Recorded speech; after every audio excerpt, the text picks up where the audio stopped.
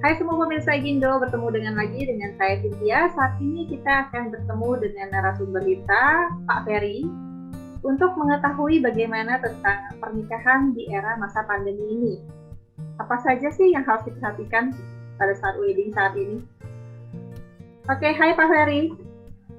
Halo, Ya, Pak Cynthia. Ferry mungkin bisa uh, ceritakan nih Pak Ferry tentang saat ini kan Pak Ferry ada wedding organizer ya. Ini namanya apa? Terus biasanya bisa bantu apa aja nih? Apa aja nih kegiatannya? Ya, sebelumnya kenalkan dulu, nama saya Ferry. Ya, saya bersama dengan istri saya, Enci, bersama-sama membangun bisnis wedding organizer ini ya. Kita mulai start itu dari 2009, sejak setelah pernikahan tepatnya. Setelah itu kita mulai aktif ya untuk menjadi wedding organizer. Nah, jadi pertama-tama memang yang perlu diinformasikan kepada teman-teman yang mau menikah, ya pasti banyak hal yang memang harus disiapkan gitu, termasuk salah satunya wedding organizer. Kalau dulu memang jarang orang menggunakan wedding organizer karena masih dibantu oleh teman, dibantu oleh keluarga. Ya, tapi melihat kompleksitas hari ini, saat ini memang sangat dibutuhkan peran wedding organizer bisa melancarkan tidak hanya di hari H ya, tapi persiapannya juga gitu dengan wedding organizer sebagai partner dari teman-teman yang mau menikah. Ya, tentunya kita membantu setiap persiapannya, mulai dari sebelum venue ditentukan, bahkan itu kita bisa membantunya.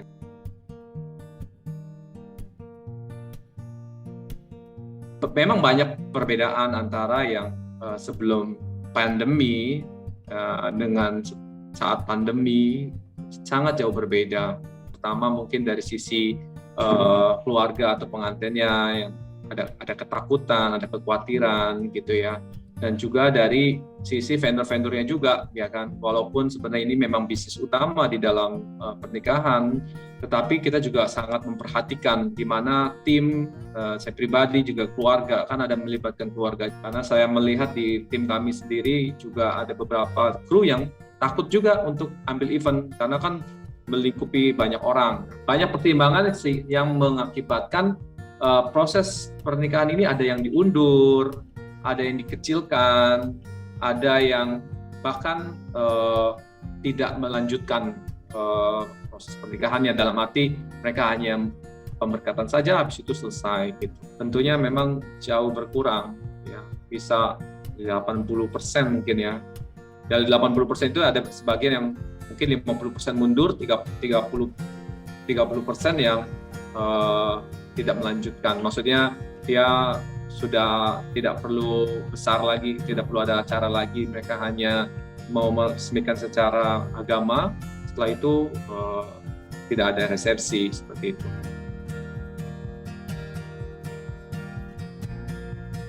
Satu ya, 2021 setengah menuju ke 2022 sebenarnya memang sudah mulai banyak yang istilahnya mungkin sudah udahlah tanggung, atau kemarin dari tahun lalu udah diundur, mereka tetap mau melanjutkan pernikahan mereka, resepsi mereka, karena mereka juga sudah mengeluarkan biaya yang cukup besar untuk venue, makanan, dan juga vendor-vendor.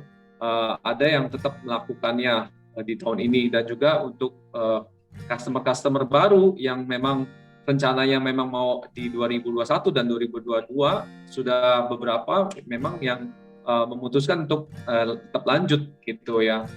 Perkembangannya untuk 2021 sini sudah mulai. Sebenarnya untuk tata caranya sendiri selama pandemi ini, kayak tahapannya itu seperti apa sih sebenarnya, dan apa aja yang harus kita concern di sini? Ya, oke. Yang harus diperhatikan pertama adalah venue ya. Ya, sejak awal pandemi memang tidak diperbolehkan kan, itu tidak diperbolehkan mengadakan resepsi. Nah, beriring berjalan dengan waktu, saat kondisi pandemi sudah mulai baik gitu ya. Nah, itu sudah diperbolehkan asal mengajukan izin.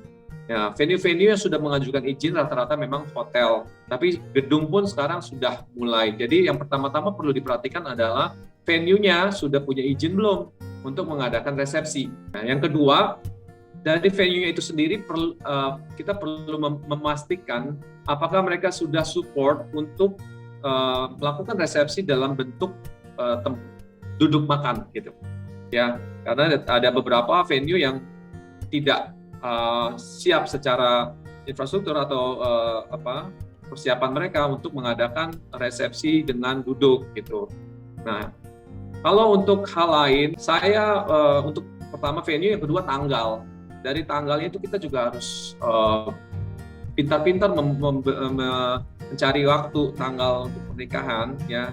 Jangan sampai nanti pada saat kita sudah settle semua ternyata tanggal seperti misalnya habis lebaran, ya, tamu yang hadir 50%, kebanyakan 50% nggak nyampe, bahkan ada yang nggak nyampe 50% yang hadir karena mereka takut, karena banyak yang dengar dari berita, dengar dari informasi bahwa kasusnya naik segala macam, sehingga mereka lebih memilih untuk tidak datang seperti itu. Sudah ada juga beberapa pengantin yang biar memastikan tamunya aman, dia akan tes antigen terlebih dahulu.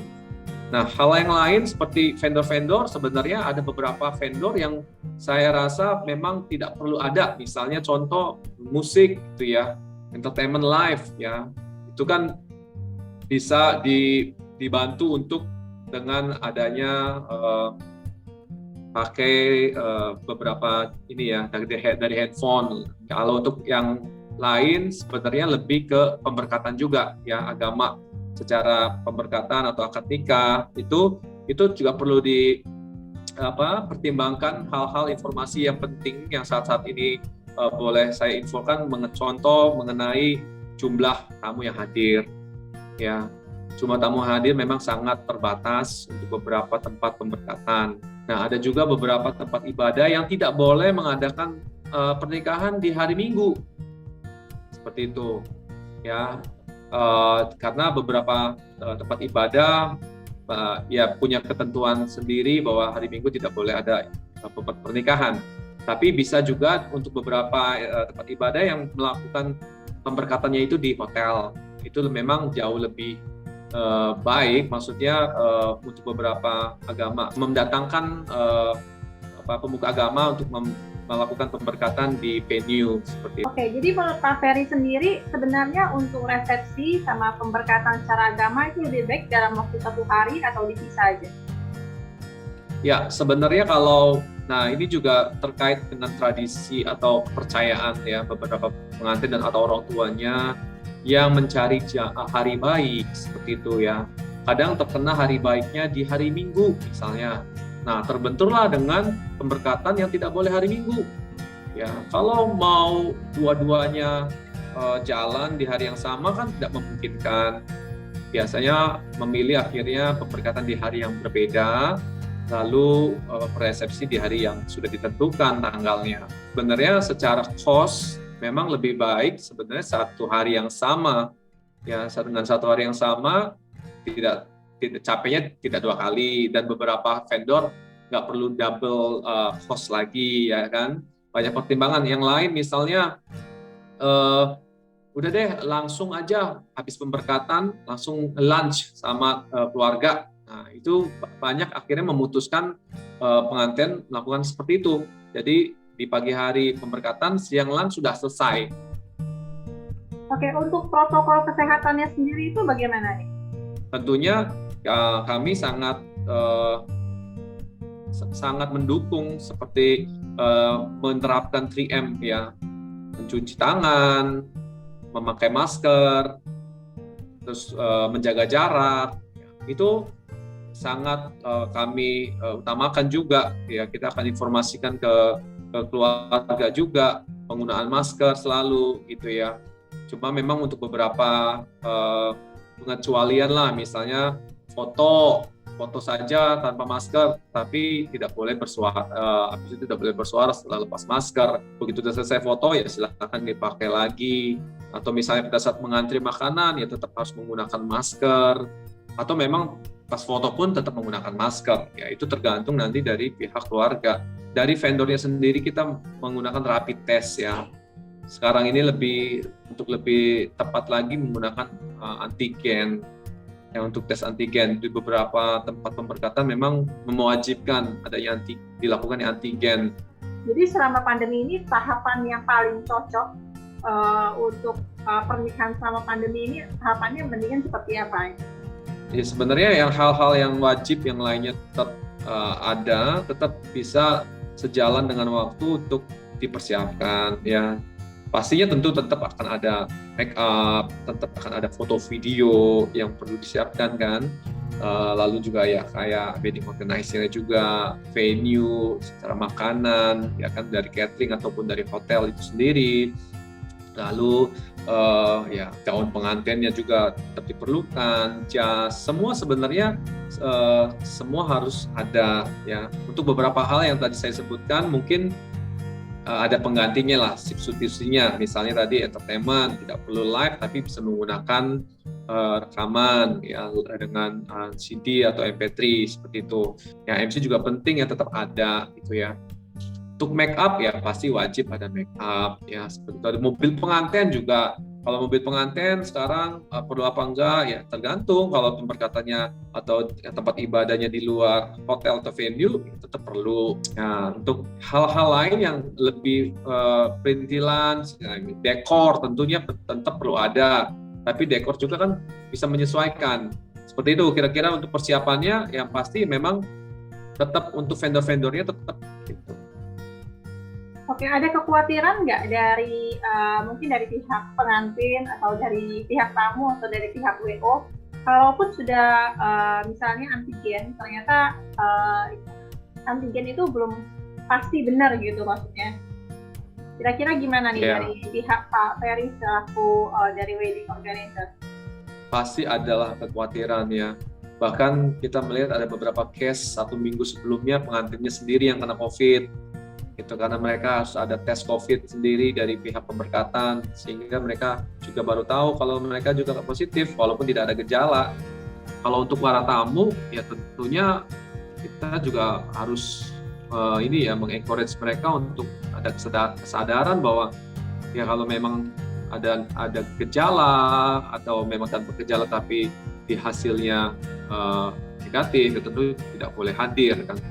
Itu strict sekali, itu tidak boleh hadir.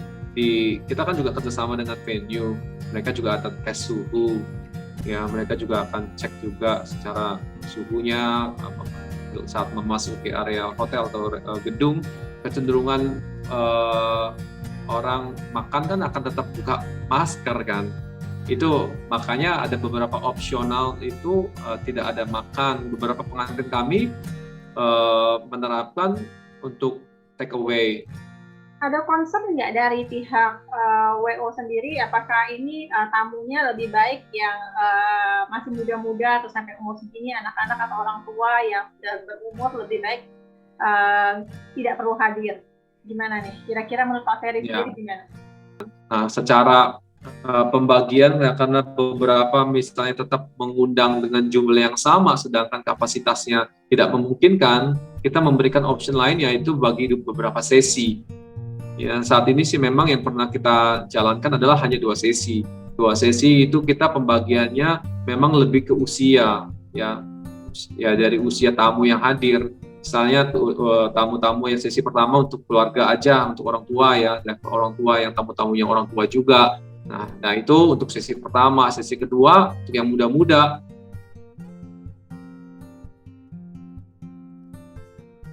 Pilihan indoor atau outdoor ya, beberapa pengantin memang beberapa lah yang memutuskan untuk pindah ke outdoor ya, karena buat mereka outdoor menjadi pilihan yang lebih baik lah, karena kan tidak dalam ruangan ya. Ini kan tapi juga tergantung dari cuaca. Ada banyak kendala lah. Ini istilahnya secara COVID-nya mungkin memang lebih baik di outdoor. Tapi kalau cuacanya tidak menentu, kalau kita bisa prediksi cuaca kan lebih enak, pasti banyak pilihan outdoor. Cuma venue-venue yang menyediakan outdoor itu tidak banyak di Jakarta dan di area Jabodetabek gitu ya. Nah, itu juga jadi pilihan yang cukup sulit untuk menentukan outdoor. Ya, walaupun sebenarnya di indoor pun tidak jadi masalah, asalkan tadi antara meja dengan meja yang lain tetap ada jarak, antara kursi dengan kursi yang lain tetap ada jarak. Ya, makanya idealnya sekarang ini satu meja isinya 6 kursi. Jadi sebenarnya itu untuk selama pandemi ini lebih baik kita tetap melangsungkan pernikahan ataukah kita pending saja? Ya, itu nanti tetap akan dikembalikan ke masing-masing pengantin ya. Kalau secara vendor, ya pastinya kami mengharapkan tetap jalan ya. Tetap jalan, istilahnya jangan mundur atau bahkan jangan cancel ya. Tapi kalau misalnya dari sisi pengantinnya, sebaiknya ya tetap dilakukan. Karena kan istilahnya tetap kayak pemberkatan saja, terus acara makan keluarga secara sederhana atau terbatas dengan jumlah tertentu itu tetap bisa dilakukan gitu. Seperti itu. Jadi ya saran dari kami ya jalan saja, tapi tetap menggunakan memperhatikan protokol-protokol kesehatan dan juga ya menjaga kesehatan itu sendiri dari pihak keluarga dan juga vendornya. Oke. Thank you untuk waktunya Pak Ferry udah bisa menjelaskan ke pemirsa Indo tentang pernikahan selama pandemi ini. Semoga bisa berguna untuk semuanya dan bisa membuat mereka lebih tidak khawatir lah ini tetap tahapan caranya seperti apa aja yang harus di concern, kurang lebih seperti itu. Thank you untuk waktunya Pak Ferry. Terima kasih kepada semua pemirsa Indo sudah menyaksikan saya Cynthia dengan Pak Ferry untuk perbincangan pernikahan seputar selama pandemi ini, kurang lebih seperti apa. Semoga hal-hal yang kita perbincangkan ini bisa berguna untuk semua pemirsa Indo dan memberikan mungkin masukan-masukan ataupun pengetahuan seputar pernikahan di pandemi ini. Terima kasih semuanya pemirsa Indo, jangan lupa di like, subscribe, dan komen.